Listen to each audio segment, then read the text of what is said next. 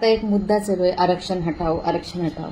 चला म्हटलं आरक्षण आता सगळेच बोलून राहिले आणि मी तर हे खूप जवळून बघितलंय, जवळून फील केलेल्या या गोष्टी म्हणून तुमच्याशी शेअर करत आहे. मी ओपन कॅटेगरीमधली मुलगी आहे. माझं लव्ह मॅरेज झालं आहे आणि माझे मिस्टर SC कास्टमधले आहेत. तर त्याच्यामुळं मी ह्या गोष्टी खूप जवळून फील केल्या आहेत सगळ्या गोष्टी. तर मी त्याच्यावर बिनधास्त बोलू शकते. ह्या माझा पर्सनलमुळं मी लहानपणी जेव्हा मी खूप मिडल क्लास घरचे, खूप म्हणजे खूप आम्हाला शिक्षणसुद्धा याच्यातून सोडावं लागलं. काही कारणामुळे सोडावं लागलं, कारण कंडिशन नव्हती, परिस्थिती नव्हती. पण एक गोष्ट तरी मी तुम्हाला आवर्जून सांगते की माझं कॉलेजमध्ये ना मला अभ्यासात मी एवढी स्ट्रॉंग नव्हती. जे लोक म्हणतात ना ओपन कॅटेगरीतले लोक सगळेच हुशार असतात, असं काही नसतं. असतात आणि नसतात पण. म्हणजे तुम्ही काही लोक असे बोलतात की आमचे अख्खे खानदान म्हणजे आम्ही सगळे हुशार, आमच्यात कोणीच असं नसतं. आणि हेही सांगतो, माझ्या फॅमिलीमध्ये कोणाला 70च्या वर मार्क्स नव्हते, 70च्या वर कोणालाच नव्हते. म्हणजे माझ्या भावाला, माझ्या बहिणीला कोणालाच नव्हते तेवढे मार्क्स. आणि तर मी कॉलेजमध्ये ॲडमिशन करायला गेली. माझ्याबरोबर एक माझी मैत्रीण होती, ती होती म्हणजे OBC मधली होती आणि मी ओपनमध्ये होती. तर मला ॲडमिशन मिळाली नाही, कारण का मला मार्क्स कमी होते. तिला आणि मला सेम मार्क्स होते, सेम. असं समजा की माझी क्लासमेट होती ती आणि आमच्या दोघीलाही मार्क्स सारखे होते. पण तिला आर्टमध्ये ॲडमिशन मिळाली, मला कॉमर्समध्ये मिळाली. तिला आर्टमध्ये ॲडमिशन कास्टमुळे मिळाली आणि मला, मी ओपन होती म्हणून नाही मिळाली. आणि ती अभ्यासात हुशार होती, पण 10वीमध्ये तिच्यासोबत काही गोष्टी झाल्या होत्या, त्याच्यामुळे तिला पर्सेंटेज कमी पडले होते. ती गरीब घरची, माझ्यापेक्षाही गरीब घरची होती. वडील थोडेसे तिचे ड्रिंक करायचे, त्याच्यामुळे घरात सतत वाद भांडणं व्हायचे. तर त्याच्यामुळे तिचा 10वीचा अभ्यास जो आहे तो बरोबर नव्हता झाला. आणि ती हुशार होती, पण काही कारणास्तव तिला मार्क्स कमी पडले होते घरातल्या काही कारणांमुळे. आणि तिला आणि मला सारखे पडले, 50च्या आत मार्क पडले होते, मी हे सांगतो, तिला आणि मला 10वीमध्ये. आणि तिला आर्टमध्ये ॲडमिशन मिळून गेली, कारण का एकच वॅकन्सी होती आणि मला कॉमर्समध्ये घ्यावं लागलं, कारण का मला ॲडमिशन मिळाली नाही, मी ओपनमधली होती. मग असंच अभ्यास केला मी, करायची, पण माझं नाही राहायचं एवढं लक्षात. मी खूप प्रयत्न करायची. आम्ही लहानपणापासून आमची कंडिशन खराब असल्यामुळे आम्ही कामाकडे जास्त लक्ष दिलं. आम्ही प्रायव्हेट काम करत होतो माझ्या आईसोबत आणि शिक्षण, दोन्ही गोष्टी करत होतो. ती मुलगीसुद्धा तशी करत होती.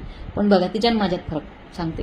ती मुलगी 12वीमध्ये मेरिट आली होती 8वी. बघा, तिला 10वीमध्ये 46 पॉईंट काहीतरी मार्क्स होते, 46. आणि मला पण तेवढंच होते 10वीमध्ये मार्क्स. तिला 12वीमध्ये मेरिट आली, तिला चान्स मिळाला. तो चान्सचं तिनं संधीचं सोनं केलं. ती हुशार होती, पण काही कारणास्तव तिला 10वीमध्ये कमी मार्क्स आले होते. पण तिने 12वीमध्ये मेरिट आली होती, म्हणजे तिलाही वाटलं नाही की मी मेरिट येणार म्हणून 12वीमध्ये ती मेरिट आली होती. आणि मला 10वीमध्ये काहीतरी 60% पडले, ती मेरिट आली. आर्टमध्ये मेरिट येणं म्हणजे 87% तिला मिळाले होते. 11वी का 10वी मेरिट आली होती ती मुलगी. आणि तिला लक्षच नाही. तिने जेव्हा म्हणजे तिचं याच्यात नाव नव्हतं, ती खूप घाबरली. तिला वाटलं माझे पेपर तर खूप चांगले गेले, पण मला मार्क्स असे कमी का मिळाले. आणि मग ती मेरिट आली ना, तेव्हा इतका आनंद झाला. म्हणजे त्याच्यामुळे मला घरी खूप ऐकवावं लागलं, बघ तुझ्यासोबतची मैत्रीण. पण तिचं आर्ट होतं, माझं कॉमर्स होतं. मला मॅथ्स हा पहिलेपासून, कारण का लहानपणापासून अभ्यासाकडे कमी लक्ष. आणि इतकं अभ्यास हा आपल्याला आयुष्यामध्ये महत्त्वाचा आहे हे सांगणारे घरात, कारण का ते पण शिकले नव्हते. घरात एज्युकेटेड असणं किती महत्त्वाचं आहे हे ना मला, मी जेव्हा आता माझ्या मुलांशी बोलते, डिस्कस करते, तेव्हा कळते. आणि माझ्या सासरच्या फॅमिलीमध्ये A to Z सगळे एज्युकेटेड लोक आहे आणि खूप मिडल क्लास घरातून आलेला आहे. म्हणजे मी हे सांगू शकते. आणि असं नाही का, ते माझे सासरे टीचर होते, नंतर हेडमास्टर झाले आणि DED केलं त्यांनी त्यावेळेस. आणि पूर्ण घरामध्ये एज्युकेटेड, म्हणजे माझे मिस्टर MSW झाले. माझ्या घरात सगळे शिकलेले आहे, पण नोकऱ्या नाही लागल्या. जे लोक म्हणतात ना शिकल्याबरोबर नोकरी लागते, असं नसते. त्याची इतकी कॅन्डिडेट असतात ना, तर प्रत्येकाला नोकरी नसते लागत. त्यावेळेसही त्यांना नाही लागली, एवढं फॉर्म भरून येते. काही लोकांना लागली. जसं माझे नंदई आहेत, लेक्चरर स्टेट बँकेमध्ये आहेत, तर ते खूप हुशार होते. माझे दोन्ही नंदई जे आहेत, माझ्या नंदांचे मिस्टर खूप हुशार होते अभ्यासामध्ये.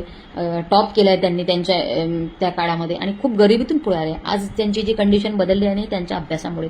आणि त्यावेळेस त्यांनी स्ट्रगल केला, कोणचीही पार्श्वभूमी. बघा तुम्ही, ज्यांच्या घरी 2 टाईम खाण्याची सोय आहे त्यांनी म्हणजे माझ्या घरामध्ये मी जे बघितलं त्याच्यावरून सांगू शकते मी, ते दोन्ही घरचे इतके गरीब होते आर्थिक कंडिशनने की ते एक टाईम जेवण सुद्धा त्यांच्या नशिबी नसायचं.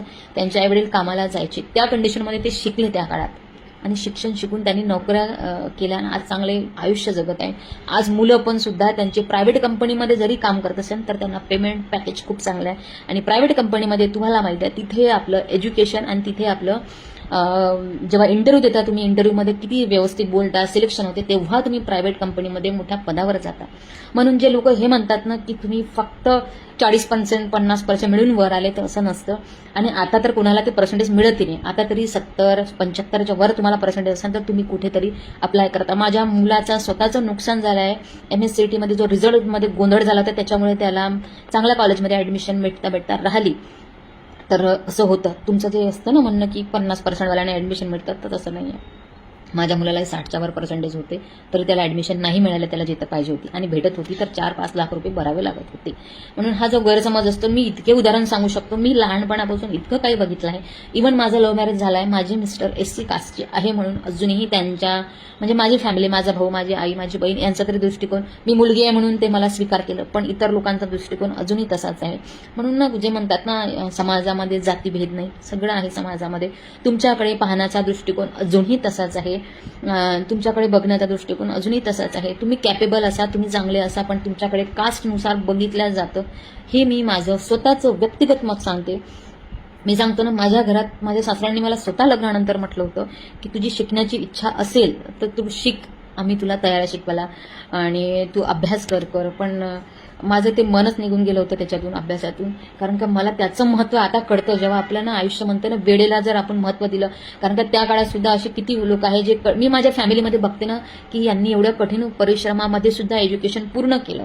तर मी पण करू शकलेस की माझ्या घरची जरी आर्थिक कंडिशन चांगली नव्हती, मी जर असाच यांच्यासारखा स्ट्रगल केला असता, अभ्यास केला असता खूप, तर मलाही माझ्या मिस्टरांनी खूपदा प्रयत्न केले की तू पण माझं त्याच्यातून मन, कारण का माझ्या घरी शिक्षणाचं महत्त्व माहिती आहे, शिक्षण एक कसं आहे तर.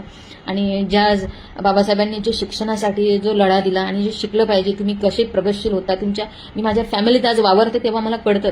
जेव्हा आमच्या मुली, आमच्या इथे माझ्या मुलाला, माझ्या पुतण्याला सगळ्यांना छान मार्क्स होते, एकाच जणाला कमी मार्क्स होते तर त्याला ॲडमिशन मिळाले नाही. त्याला किती स्ट्रगल करावं लागतं. तर हे लोकांच्या मनातला जो किडा असतो, 40% वाले 50% वाल्यांना इझी लागतं, तर असं नाही, असं होत नाही. आणि जातीचा किडा जो माणसाच्या डोक्यातला अजूनही गेला नाही, तुमचा पाहण्याचा दृष्टिकोन जो आहे अजूनही लोकांच्या मनातून गेला नाही आहे.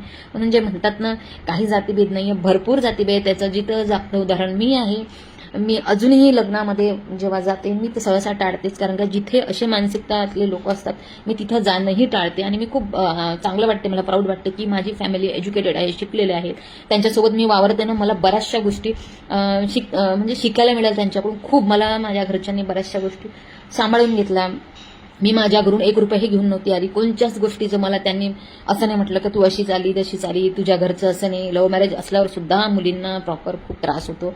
मी इतकं म्हणजे मी डोळ्याने इतकं बघितलं. आणि मी तुम्हाला काय सांगू, लहानपणापासून जेव्हा असं माझी एक मैत्रीण होती, खूप टॉप होती अभ्यासामध्ये, हुशार होती, SC कॅटेगरीची होती ती, तेव्हा तिनं एकदा अशीच आली होती. तर तिला मला एकदम असं खटकण्यात आलं आणि मला किचनपर्यंत आणायचं नसतं.